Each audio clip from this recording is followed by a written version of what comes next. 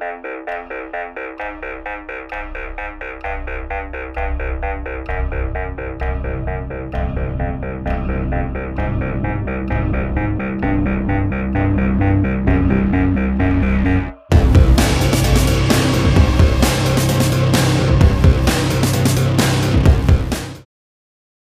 miners, I'm Chubb Dixon, and today we're going to show off the blood-sucking slasher build in Deep Rock Galactic.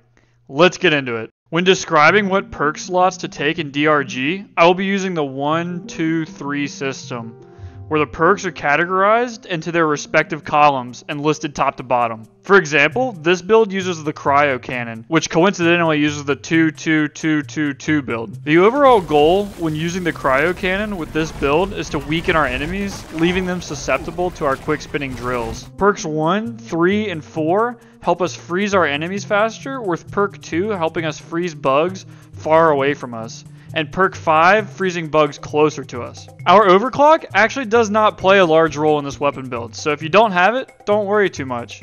Like perks 1, 3, and 4, it just helps us freeze bugs a bit more efficiently. It is much more important to have the 5th level perk than it is to have an overclock equipped. For our secondary weapon, we take the experimental plasma charger. The reason we don't use the wave cooker is because it would defeat the purpose of being a melee based build. If you want to see a microwave build, you're in the wrong place. You might be wondering, gee whiz, Chubb, if you aren't killing bugs with your secondary, then what are you doing, man? Well, how observational of you, little Billy. We use the plasma charger to mine minerals. Wow. In order to do this, we take a 3-1-1-1-2. Perk slot 5 enables us to shoot our charged projectile with a second shot, causing a large explosion. To aid us in this conquest of pesky roof materials, our overall goal is to blow up a larger radius. Perks 1 and 4 do just that. The perk 2 slot is a bit tricky, as our first option isn't really all that helpful to our goal, but the alternative, overcharged plasma accelerator, is absolutely detrimental. This is because it makes it 10 times more difficult to time the second shot, especially when shooting from strange angles. Lastly, perk slot 3 saves us ammo, so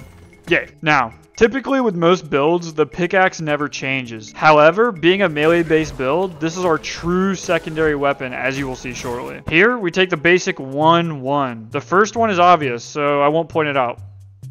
Even though I just did.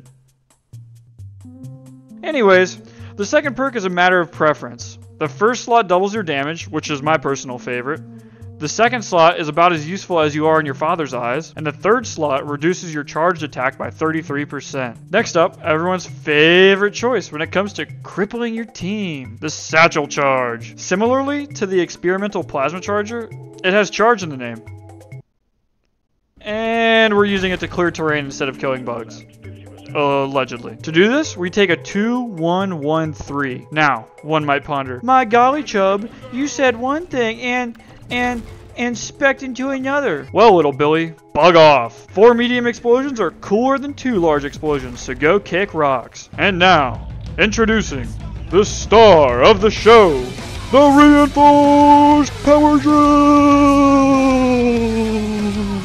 Now, you probably weren't confused as to why we were playing Driller as a melee build, but in case you ate lead paint chips as a kid, here's the reason why. With only 4 perk slots, it's not that complicated. Taking 1-1-1-2, we double our damage, cool our drills faster, and attack bugs faster. But the real MVP is our perk slot 4, which enables us to cool down our drills as we damage bugs. Now, Throwables is up to preference, but I'm using the Impact Axe to roleplay as a moon mining, space exploring, bug drilling Viking, because I can. Next, we spec our armor rig. This doesn't have a lick of anything to do with the build, but these are the perks I run. If you have your glasses off, that's a 1-2-1-1. Don't ask me why. Now, we have highlighted a few key weapon perks, such as Cold Riddance, Thin Containment Field, and Bloody Cold Drills, but we have yet to reveal the best part of this build.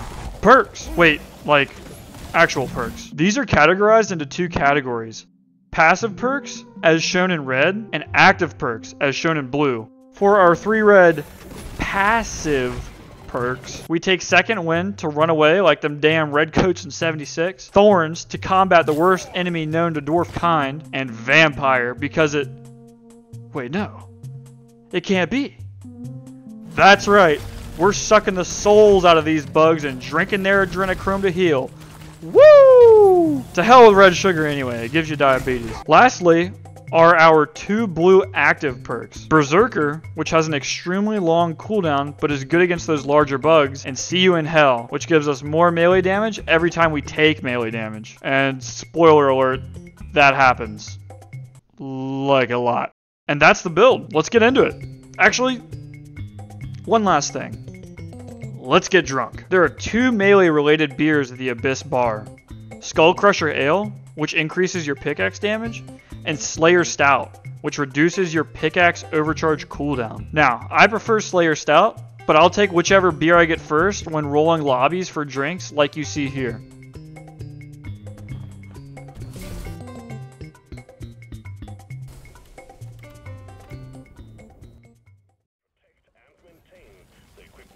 While this is by no means a meta build, it can still hold its own weight. The combination of Vampire and a large amount of melee kills means we can plow through swarms of medium-sized bugs with ease, all while maintaining our health bar. With so many gadgets, slightly enlarged bugs, like Praetorians, or even some oppressors, aren't even a problem. As you may have guessed though, the Vampire build struggles against range attacks from web and acid spitters, as well as glyphid menaces. This difficulty is compounded by the addition of new enemy types, such as the Septic Spreader, whose toxic spit also slows you down, but by far the worst of the bunch are the Macteras, Hoxie's flying infestation. The only option for these schizos is to use our impact axes or freeze them from the sky, which isn't very ammo friendly. And speaking of ammo, this build is a black hole for nitro. Unless you love taking all your friends' ammo and seeing their reactions, I would highly suggest against subjecting your fellow miners with this build. Not only is this build not compatible with other players, but certain game modes as well. Primary objectives like elimination or industrial sabotage are near impossible, since they both essentially require you to use distance attacks to effectively kill anything. We have already talked about some of the pros and cons of the Vampire build, but let's reiterate and add on to them a little bit more here. First off, everyone's favorite, the pros. This build is very effective against large hordes of medium-sized bugs. You pave through your enemies where even armored bugs don't stand a chance. And as we mentioned before, this isn't necessarily only true for medium-sized bugs, but Praetorians and even sometimes oppressors. This leads us to the next reason I love this build, the wide range of utility. When going against those larger bugs, there are a plethora of options to choose from. As you see here, my favorite combo is the Pickaxe Power Attack, Impact Axe, and then Drill Finisher. But you can also use Berserker as well as your Satchel Charges. By limiting ourselves to these unconventional weapons, we discover this vast ocean of creative freedom when killing bugs that didn't seem to exist before. The wide range of utility is also great for all of our secondary duties, like collecting minerals with the Plasma Charger, manipulating terrain with our Satchel Charges, and dare I even say carving rock with our blood-soaked drills. However, the cons for this build are too glaring to overlook. First and foremost is the build's lack of range. As I briefly mentioned earlier, bugs like acid or web spitters absolutely tear this build to shreds, and are only able to be dealt with if they somehow cluelessly wander within range of our cryo gun. This becomes a major problem when infectors, menaces,